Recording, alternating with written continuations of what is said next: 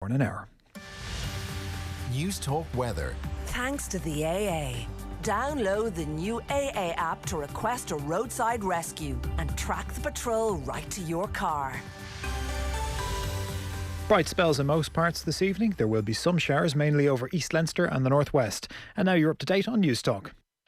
The Newsround on Off the Ball. With Gillette, we don't just play the game, we change it. Gillette, made of what matters. This is News Talk. All right, you're welcome along. It is Thursday's Off the Ball. Nathan with you this evening. Hope you're keeping well. We're here until about 10:15 because we have full live and exclusive radio commentary of Aston Villa against Manchester United from Villa Park. That one gets underway at 8:15. I'll be alongside Vinnie Perth on commentary. We'll bring you the team news as it comes through. We'll have John Giles before that, looking back on the week's football as well. 53106 is the text number at Off the Ball. Do get in touch. And we're here with the Newsround as always with thanks to Gillette. We don't just play the game, we change it. Gillette, made of what matters. So a lot to get through in the next few minutes because there's quite a bit going on news-wise. Richie McCormack is with us. How are you keeping? How are you, Nathan? You well? I'm hanging in there. I had a long day. We had a little recording of Golf Weekly. You'd be glad to know, Richie. I say little, yeah. I say little, Richie. 2 hours. Sorry, I'm still here. Yeah. 2 hours, 20 minutes. Why? Well, so we had a really good chat. We had a really good conversation about golf for 45 minutes, Richie, which, moved along quite nicely. And then Padraig Harrington came on the line, and about an hour and 45 minutes later, he stopped talking. So that's how we got to 2 hours one and answer, 20 was minutes.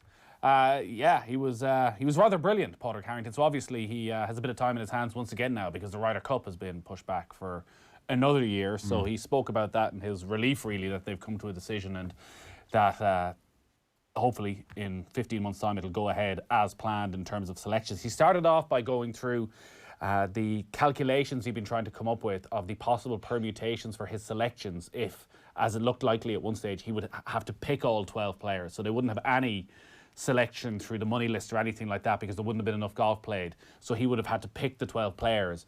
And basically it was a very long number he had come up with of the possible permutations from players he could pick. And that's how it started. And it just went on from there with more and more brilliance.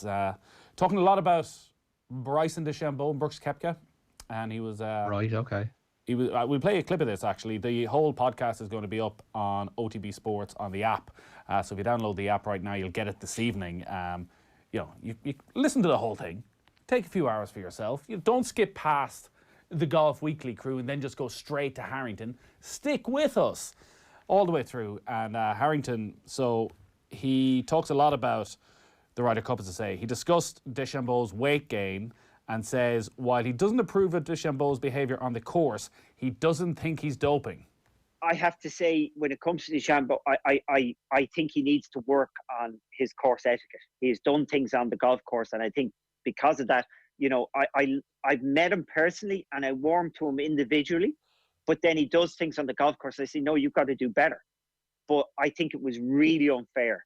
Any labouring with the performance-enhancing drugs, really, you don't know his character. So you would think it would be out of character for him. Everything he's done is very, very explainable. It's very much there in front of you. As I said, the speed was there. Yeah, so Padraig Harrington says what Bryson DeChambeau is very explainable and then goes on for 15 minutes to explain just why it's explainable, going all the way back to being alongside him as an amateur on the range and also at Portrush last year on the range. And it turns out there's an awful lot of similarities off the course between Padraig Harrington and Bryson DeChambeau and just how nerdish the two of them are around their game. So they end up on the range. They're the last two, basically, all the time on the range. So Harrington is able to tell you everything you want to know about his swing speed, his ball speed, and how DeChambeau got to the level he got to now, and doesn't think from what he had seen previously, it's actually as radically different as it looks from the outside. That is obviously raising so many questions around Bryson DeChambeau over the last while. So listen, it's as always with Harrington, he's fascinating, and an hour and a half listening to Padraig Harrington absolutely flies by. Means you don't get anything else done for the rest of the day, but it's still a day well spent, Richie.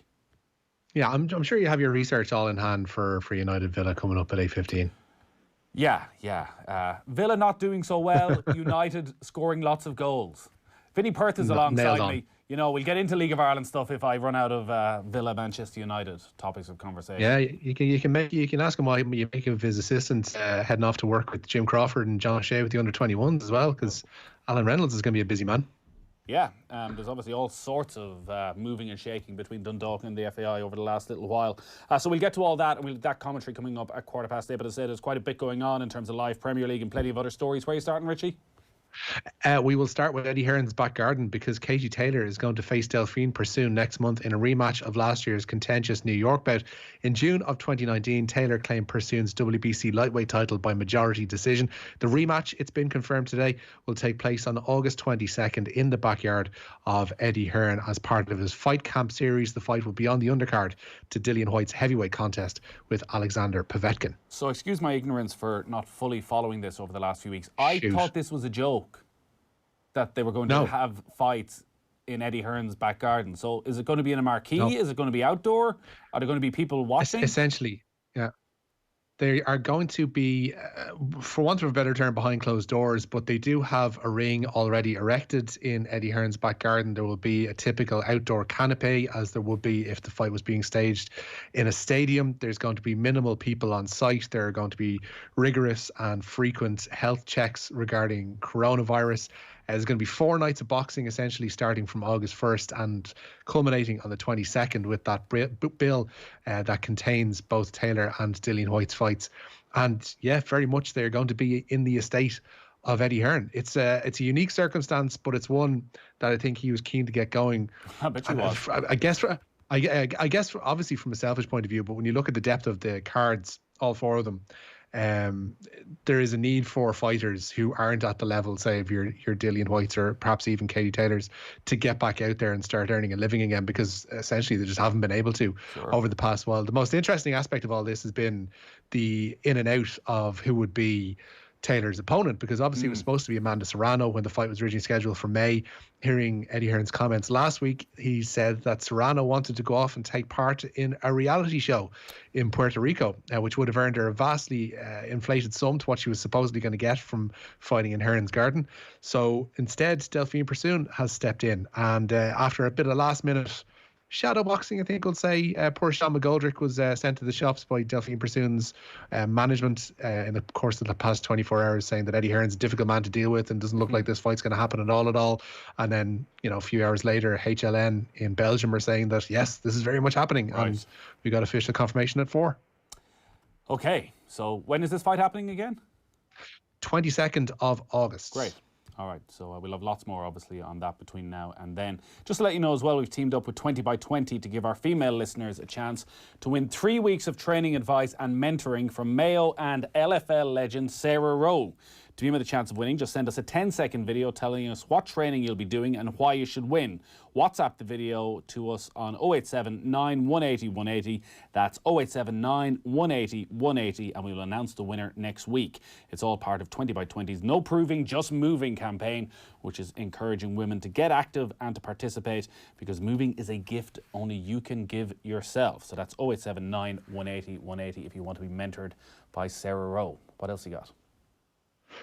They're into the second half in 2/3 of tonight's Premier League offering. It's still scoreless at the Vitality between Bournemouth and Tottenham. Bournemouth very much in need of a win here to get themselves out of trouble. Meanwhile, at Goodison Park, it's currently Everton 1, Southampton 1. It was Danny Ings who gave Southampton the lead inside the first half. Richarlison equalised for the home side just before the break, 2 minutes before the break, again after fine work from Luca Digne, who's been in great form since the resumption of the league. At 8:15, Manchester United take their 16-game unbeaten streak to the English Midlands to face Aston Villa. It's a game we have live and exclusive with Vinnie Perth alongside yourself, Nathan, at 8:15. And United boss Ole Gunnar Solskjaer is aware that Jack Grealish will again be Villa's main threat. Well, I think last game, obviously they caused us some problems. Both Grealish off the left and El Ghazi off the right caused us problems. He scored a fantastic goal. So there's been lots of said and talked about him, and we need to be aware of him. Whoever's close to him, if he's off the left or if he's in the middle on the right, what he does is attract players to him and create space for others. So there's not just one player in that Villa team, there's many of them. Yeah, so that gets underway at 8:15. Jose is not going to be happy again after this game. Harry Kane, pushed over in the box by Josh King. Like, VAR has to look at this and give a penalty. They don't. So we're going to have the usual Jose rant. Yeah, but the thing about it is, it's a bed of Jose's own making, essentially, because Spurs, when you look at their squad, should be far and away ahead of a Bournemouth team who have struggled all year, who've bought terribly in the transfer market over the course of the last 3 seasons, and are where they deserve to be in the Premier League. Spurs, like, this is what Spurs can expect with Jose at the helm, relying on contentious decisions from VAR to try and get them over the line. If Bournemouth get a point, that means Villa start tonight second from bottom, and they are 4 points behind Watford. So we're about an hour away from kick-off in that one. Leeds have returned to the top of the championship table in emphatic style this evening. No heartaches for them tonight. Marcelo Bielsa's side thrashed Michael O'Neill's Stoke by 5-0 at Ellen Road. 4 games remaining for Leeds. It looks like they finally will get what they've wanted for so long, which is a return to the Premier League. Yeah, hugely impressive. We were watching this out in the office earlier on. Absolutely battered Stoke. All right, so that is the championship. The Champions Cup final in rugby then, the Heineken Champions Cup final, not going to be held in Marseille this year? Yeah, something not really a surprise about this one. Marseille won't be hosting the Champions Cup or the Challenge Cup finals in 2020. European professional club rugby and local organisers will not stage the matches at the Stade Velodrome due to uncertainties surrounding the coronavirus pandemic. A new venue, or indeed venues, will be determined in due course, with the final scheduled for the 3rd week in October. Marseille will instead be the venue for the 2021 finals, with the Tottenham Hotspur Stadium now the host for the 2022 decider. Essentially, everything's been pushed back a year. Leinster still have a quarter-final with Saracens to contend with. Ulster will face Toulouse, and both matches are slated for September. Bit of scandal in Wexford, I see, Richie. This is lunacy stuff. Liam Ryan's club manager may have let slip that the Wexford hurler has been training with his county. Dun dun dun. Ryan was pictured in a protective boot on Tuesday evening as his club Rapparees conducted a training session ahead of the club championship there. His manager, Rapparees Padge Walsh, says the fullback has a broken bone in his left foot, and Walsh may have revealed more than he should have when speaking with Wexford today. We're probably in big trouble. Liam is in big trouble there at the minute. You see him down there, he's on crutches and has a boot on his foot. He picked up an injury there with doing something with the county team or something, but he's a bone broken the bottom of his foot, like, and sure, look, obviously he's going to be out for the championship, as simple as that.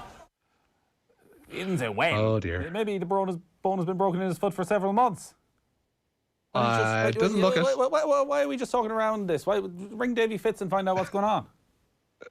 Yeah, it's doing something with the county. It's the backtracking immediately from Walsh's. Maybe they were having a nice walk around the beach in Curracloe, just relaxing of an evening. They could well distanced, and he slipped in a sand dune. Yeah, stood on a rock, walking in his bare feet. Could have happened. It can happen. Richie. Could have happened. We're tight enough on time. What else you got? We mentioned this one. Republic of Ireland under-21 boss Jim Crawford says Alan Reynolds is a brilliant addition to his coaching staff. The Dundalk assistant will work alongside both Crawford and John O'Shea. Meanwhile, the second leg of Manchester City's Champions League tie with Real Madrid will be played at the Etihad. UEFA has confirmed that all outstanding last 16 ties in the Champions League will be played at their original venues.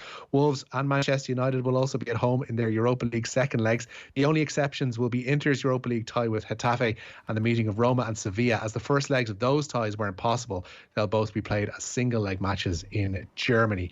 And Tiger Woods confirming he'll return at next week's even Memorial Tournament in Ohio. It'll only be Woods' 3rd outing of 2020. There is golf ongoing at the moment. Adam Hadwin leads on day 1 of the Workday Charity Open.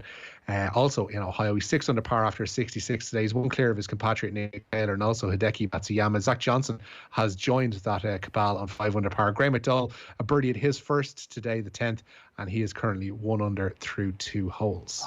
Glorious, Richie. You start with golf, you finish with golf. That's the perfect news round you got right there. You started with golf. I did. I was forced into it. I was strong-armed into an unmarked white van. It suddenly turned out labelled golf.